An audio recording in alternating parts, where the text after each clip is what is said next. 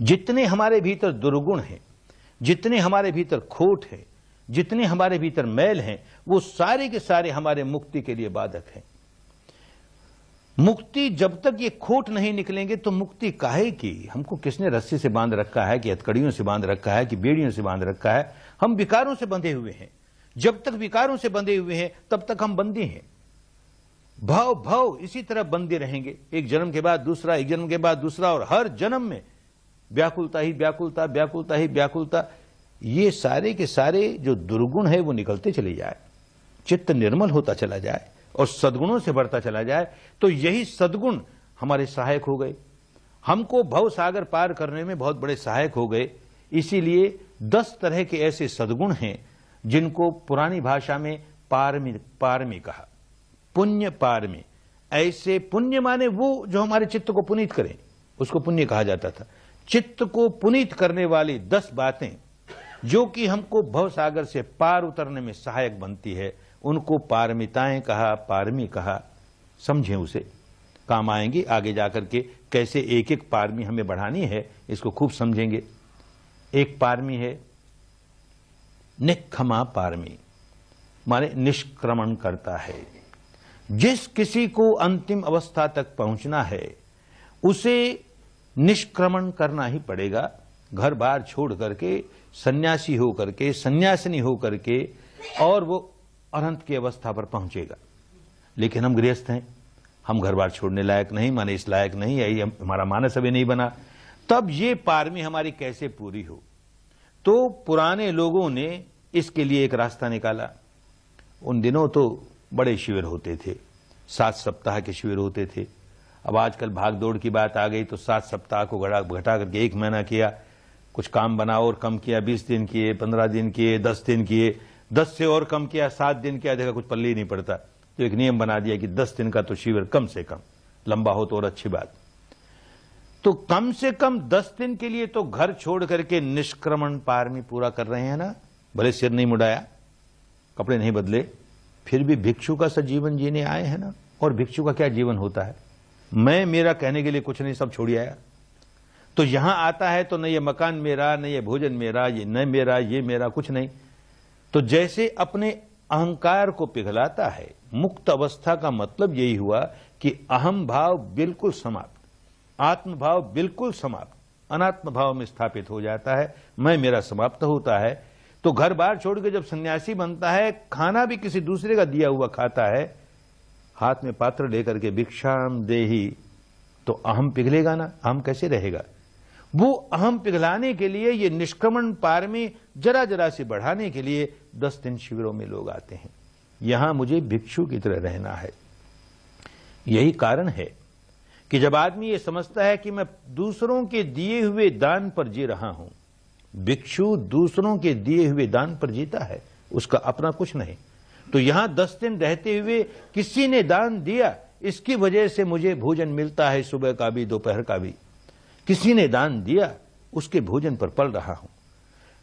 अगर यहां रहने के, खाने के, पीने के, अरे ये धर्म सिखाने के चार्जेस तो कोई क्या देगा और कोई क्या लेगा, उसे न भी ले, फिर भी रहने का तो लगता है इतना पैसा देना ही पड़ेगा भाई, खाने का तो लगता है इतना देना ही पड़ेगा, बिजली का, पानी का, इसका उसका लगता है, तुमको 10 दिन के लिए इतना पैसा तो देना ही पड़ेगा। तो होटल हो जाती ना, फिर होटल का चार्ज दिया ना, तो उसके निष्क्रमण पारमी कैसे बनती? इसलिए इस परंपरा में खाने रहने, माने धर्म सिखाया उसकी तो बात ही क्या, खाने रहने खर्च, उसका भी कोई खर्चा नहीं। वो इसीलिए कि उसके मन में ये भाव आए, मैं पराये दान पर जी रहा हूं, पराये दान पर जी रहा हूं। अगर पैसा दिया तो अहंकार जागेगा ही कि भाई 10 दिन है, आप लोगों ने इतना पैसा लिया है, कैसा खाना देते हो, देखो नमक कितना कम है, वो मसाला कितना कम है, ऐसा क्यों बनाया, वैसा क्यों नहीं दिया।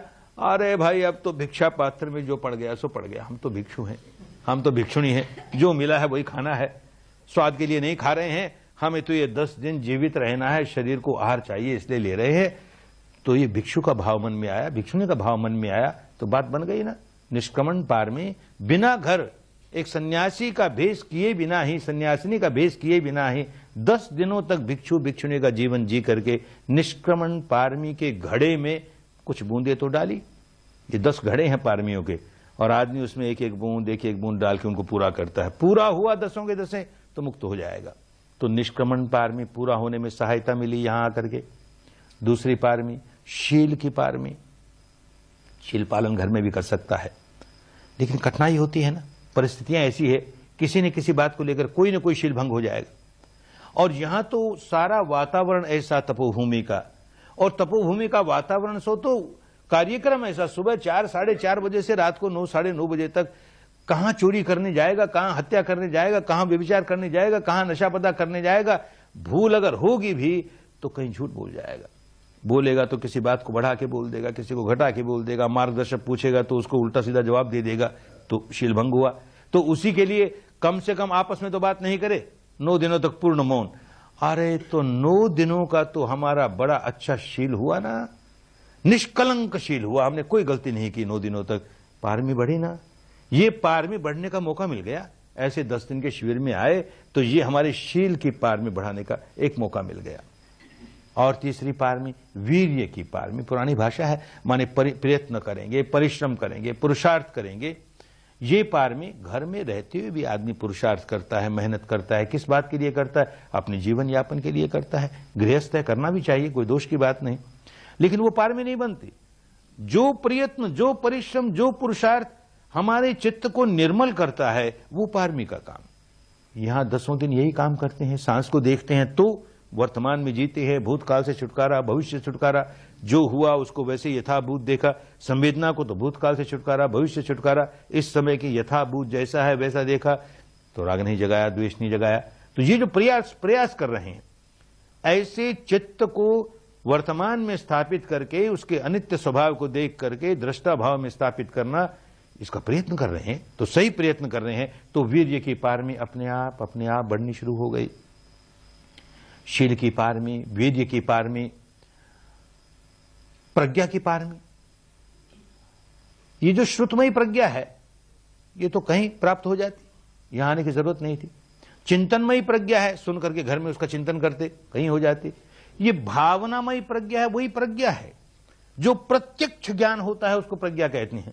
अपनी अनुभूति से ही 3.5 हाथ की काया में प्रत्यक्ष ज्ञान, 10 दिन तो यही किया ना, तो ये प्रत्यक्ष ज्ञान जगा रहे हैं, प्रत्यक्ष ज्ञान जगा रहे हैं, अनुभूति वाला ज्ञान जगा रहे हैं, अपनी प्रज्ञा, भावनामयी प्रज्ञा जगा रहे हैं। ये पारमी पूर्ण हो रही है। एक और पारमी होती है शांति की पारमी, सहनशीलता, सहिष्णुता। एक आदमी अलग अलग बैठ के ध्यान करे, फिर भी 100 आदमी भी एक साथ बैठ के ध्यान करते हैं, 200 ही बैठ के ध्यान करते हैं। कभी हॉल में ध्यान कर रहा है, समझदार आदमी है तो इस बात का ख्याल रखेगा कि मेरी वजह से किसी व्यक्ति के ध्यान में कोई विक्षेप नहीं आ जाए, मैं कोई ऐसा काम न कर दूं जिससे और लोगों का ध्यान भंग हो जाए। बड़ा सजग रहता है। लेकिन हर आदमी नहीं सजग रहते। किसी व्यक्ति ने ऐसी कोई हरकत कर दी और उससे मेरा ध्यान भंग हुआ, नहीं होश होगा तो चिड़चिड़ाएगा, कैसे लोग हैं, किस तरह से खांसता है, देखो किस तरह से डकार लेता है, देखो किस तरह से क्या करता है, तो बड़ा गुस्सा आएगा भीतर। फिर होश आएगा, अरे यहां गुस्सा जगाने थोड़ी आया, बेचारा रोगी होगा, इस मारे ऐसे करता है, या अज्ञानी है, उसे होश नहीं है कि वो औरों का तप भंग कर रहा है इसलिए करता है, तो उस पर दया जागे, करुणा जागे, क्या क्रोध क्यों जगाएं। तो क्षमा के पार में, शांति के पार में, सहनशीलता की पार में इसको पूरी करने का मौका मिलता है। और एक पार में सत्य की पार में, सच्चाई की पार में। और किसी से तो बोलेगा नहीं, बोलेगा तो अपने मार्गदर्शन से बोलेगा, बड़ा सजग होकर बोलेगा, जो पूछे उसको सही सही जवाब दूंगा, सत्य की पार में है। लेकिन ये सत्य की पार में उससे भी गहरी सत्य की पार में है कि सारा मार्ग सत्य ही सत्य का, हर कदम सत्य के सहारे, सत्य के सहारे। किम सचियारा हो विये, आदि सच जुगादि सच है भी सच, नानक हो सी भी सच।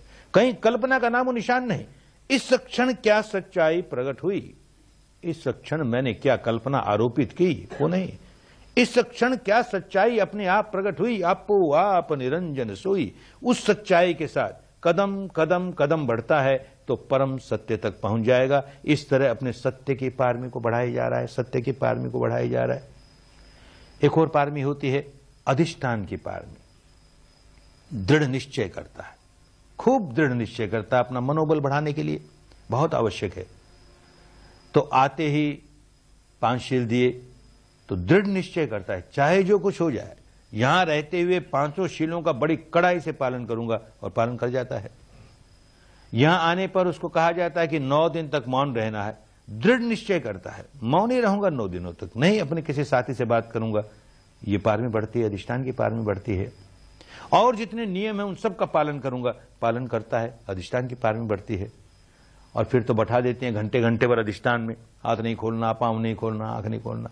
1000 रोता है लेकिन फिर भी नहीं खोलता, तो नहीं खोलता तो उतनी उतनी अधिष्ठान की पारमी पुष्ट होती जाती है।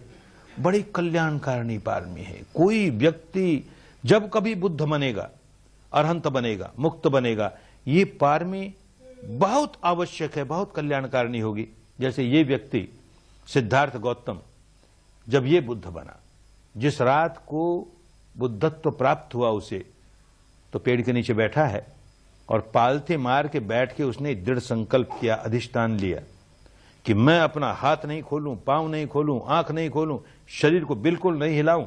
ये दृढ़ निश्चय है, घंटे भर का नहीं, 2 घंटे का नहीं, जब तक मुझे बुद्धत्व न प्राप्त हो जाए। और न जाने कितना समय लगेगा। तो जब तक बुद्धत्व नहीं प्राप्त हुआ तब तक उस अधिष्ठान को लेकर बैठा रहा। और ये पकी हुई पारमी नहीं हो और आदमी निर्णय करे कि मैं भी बैठता हूं ऐसे, जब तक बुद्ध न बन जाऊं तब तक पांव नहीं खोलूंगा, हाथ नहीं खोलूंगा, आंख नहीं खोलूंगा, और 10 मिनट में पीड़ा जागी, हाय रे, अरे छोड़ो छोड़ो, फिर बैठेंगे, अभी नहीं, समय ठीक नहीं है, ये करता रह जाएगा ना। ये पारमी जितनी जितनी पुष्ट कर लोगे, देखोगे बहुत काम आई, बहुत काम आई, और काम आएगी, निश्चित रूप से काम आएगी। अगली पारमी उपेक्षा पारमी। उपेक्षा माने समता का भाव। तो इससे ज्यादा समता का भाव और कहां सीखेंगे। ये ऊपरी ऊपरी बुद्धि के स्तर पर समता का भाव तो चिंतन करके आदमी करता ही है, उससे क्या मिलेगा। अनुभूति के स्तर पर समता का भाव सीख रहे हैं। सुखद संवेदना आती है, अनित्य है भाई, हम नहीं प्रतिक्रिया करते, समता का भाव आया। दुखद संवेदना आती है, हम नहीं प्रतिक्रिया करते, समता का भाव आया। जो कुछ अनुभव हो रहा है उसके प्रति हम प्रतिक्रिया नहीं कर रहे, समता का भाव आया। ये उपेक्षा की पारमी पुष्ट हुए जाए, पुष्ट हुए जाए, बहुत कल्याणकारिणी। यही तो निर्मल करती है चित्त को। एक और पारमी मैत्री की पारमी, कल सीखेंगे। माने मन में मंगल भाव जागे, औरों के प्रति तेरा मंगल हो, तेरा कल्याण हो, तेरा भला हो। किसी के प्रति द्वेष नहीं जगाएं, द्वेष की जगह मैत्री जगाएं, करुणा जगाएं, वो मैत्री की पारमी। यहां बिना आए भी आदमी कर सकता है। अपने घर में रोज चिंतन करे, सबका मंगल हो, सबका कल्याण हो। अरे अपने पड़ोसी के साथ भी मैत्री भाव रखना चाहिए। तो ए पड़ोसी तेरा भला हो, तेरा मंगल हो, यूं करता जाएगा। लेकिन मन के भीतर अंदर के हिस्से में तो उस पड़ोसी से झगड़ा है ना, तो अंदर ही अंदर कहेगा तू जहन्नुम में जा, तेरा बुरा हो जाए। ऊपर से कहेगा तेरा मंगल हो, तेरा कल्याण हो, तेरा मंगल हो। अरे जो भीतर वाला मन है ज्यादा बलवान है, और वही बनाता है संस्कार। वो संस्कार तो तुम्हारे मैत्री का नामो निशान नहीं, और ये ऊपर ऊपर के लेप लगाते हो मैत्री के, बात नहीं बनती। यहां 10 दिन किस लिए आते हैं कि चित्त को निर्मल करते करते 9 दिन तक चित्त को निर्मल करने का काम किया। 10वें दिन जितना भी चित्त निर्मल हुआ, अब मैत्री करना सीखेंगे। मंगल मैत्री, तेरा मंगल हो, तेरा भला हो, और संवेदनाओं के आधार पर करेंगे। तो अंतर मन से कर रहे हैं। बिना संवेदना को जाने हुए हम अपने चित्त को सुधारने का काम जब जब करेंगे, तब तब केवल बुद्धि सुधरेगी, कॉन्शियस माइंड सुधरेगा, हमारा अंतर्मन नहीं सुधर सकता। और जब भी इस संवेदना के साथ अपने मन को सुधारने का काम करेंगे तो अंतर्मन सुधरना शुरू हो गया। क्योंकि हमारा अंतर्मन इन संवेदनाओं के साथ जुड़ा रहता है, प्रतिक्षण जुड़ा रहता है। जब तक प्राण है तब तक जुड़ा ही रहेगा। तो इसके साथ करना कल सीखोगे। ये 9 दिन तक चित्त को निर्मल करने का काम, 9 दिन तक शरीर पर होने वाली संवेदनाओं को जान लेने का काम नहीं करते तो मैत्री ठीक से नहीं कर पाते। तो कल ये मैत्री सीख करके इस पारमी को भी पुष्ट करने में अपना बल लगाएंगे। और एक पारमी दान की पारमी, बड़े महत्व की पारमी है।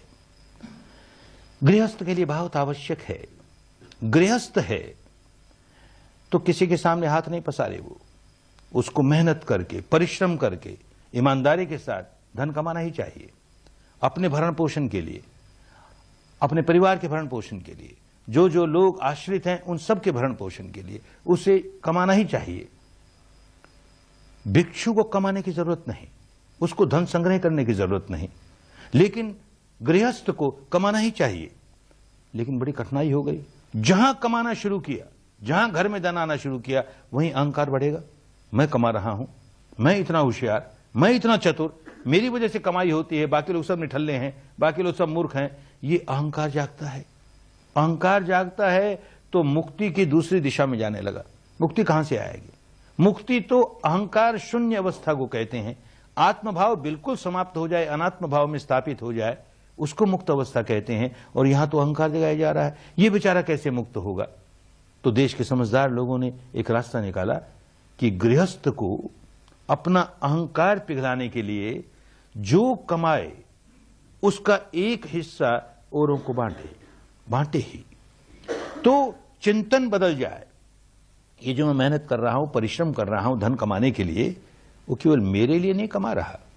मेरे लिए तो ठीक, मुझको अपना भरण पोषण करना है, अपने परिवार का करना है, लेकिन केवल मेरे लिए नहीं। आखिर ये जो पैसा आता है समाज से आता है, बदले में मैं समाज को क्या देता हूं, ये भाव जागना शुरू हो तो अहंकार पिघले। जागे तो भी कम जागे, अहंकार कम होता जाए, देता है, बांटता है। पुरानी भाषा में दान भी नहीं कहा, उसे समविभाग कहा, विभाग करता है और लोगों के साथ। तो जो कुछ मैं कमाता हूं उससे से अधिक लोगों का अधिक से अधिक कल्याण कैसे हो जाए। यहां 10 दिन आएगा तो अब समझने लगेगा कि अधिक से अधिक लोगों का अधिक से अधिक कल्याण कैसे हो जाता है। किसी भूखे को रोटी देते हैं तो कल्याण हो उसका, एक दिन की भूख मिट गई उसकी, कल फिर भूखा हो गया, फिर उसको रोटी की जरूरत पड़ गई। प्यासे को पानी दिया, कुछ घंटों के बाद फिर पानी चाहिए, प्यास उसके हमेशा के लिए नहीं बुझी। नंगे को कपड़ा दिया, कुछ महीने के बाद फिर नंगा हो गया, कपड़े फिर चाहिए। रोगी को औषधि दी, वो रोग निकल गया, कोई और रोग आ गया। ये सारे अच्छे हैं, नहीं करना ऐसा नहीं कहा जाता धर्म में कि ये सब काम मत करो, लेकिन विपश्यना करते करते ये होश आने लगेगा कि सब दानं धम्म दानं जिनाति। जितना दान किसी को दिया जाए वो सारे दान अच्छे हैं, पर इन सारे दानों में धर्म का दान सबसे ऊंचा दान। एक व्यक्ति को भी शुद्ध धर्म मिल गया, शुद्ध धर्म का रास्ता मिल गया, अरे सारे दुखों से मुक्त होने का रास्ता मिल गया ना बेचारे को। ये छोटे मोटे दुख दूर हुए फिर आए, दुख दूर हुए फिर आए, ये तो सारे दुखों से दूर हो जाएगा, भव चक्र से दुख से छुटकारा पा लेगा। इतना बड़ा दान, इसमें मैं कैसे सहायक हो जाऊं? तो 10 दिनों तक अपने यहां रहने का दान नहीं दे रहा। जो व्यक्ति ये सोच के दान देता है, शिविर में आकर के 10 दिन रहा तो इनका खाने का कितना लगा होगा? अरे 100 लगे होंगे। ये पानी वानी का क्या लगा होगा? इतने लगे होंगे। अच्छा क्या है, आज का महंगाई है तो 200 लगे होंगे, 250 लगे होंगे, और क्या 2 ना 250, छुड़ाओ पिंड अपना। अरे क्या दान दिया रे तूने? होटल का बिल चुकाया ना? फिर नहीं, मैं तो रहा भिक्षु की तरह किसी और के दान पर। अब मेरे मन में यह चेतना जागे कि भाई इसी तरह अन्य लोगों को भी मिले ना, तो मेरे पास जो धन है वो औरों के लिए, आगे भविष्य में जो साधक आने वाले हैं वो किस तरह से इसका लाभ उठा ले, इस मारे दान देता है। शुद्ध चित्त से लोगों का कल्याण कैसे हो, लोगों का कल्याण कैसे हो, मैं उसमें कैसे सहायक हो जाऊं। अरे मेरे पास कम धन है तो कम दूं, कोई हर्जा नहीं, लेकिन चेतना ये है, अच्छा मैं सेवा ही करूं, 10 दिन तक लोग मेरी सेवा करते रहे, मैं श्रम का दान देता हूं, ये दान पारमी बनती है, नहीं तो पारमी नहीं। ये 10 पारमियों को याद रखेंगे और जब कभी भविष्य में 10 दिन के शिविर में आएंगे, खूब याद रख करके एक एक पारमी को पुष्ट करने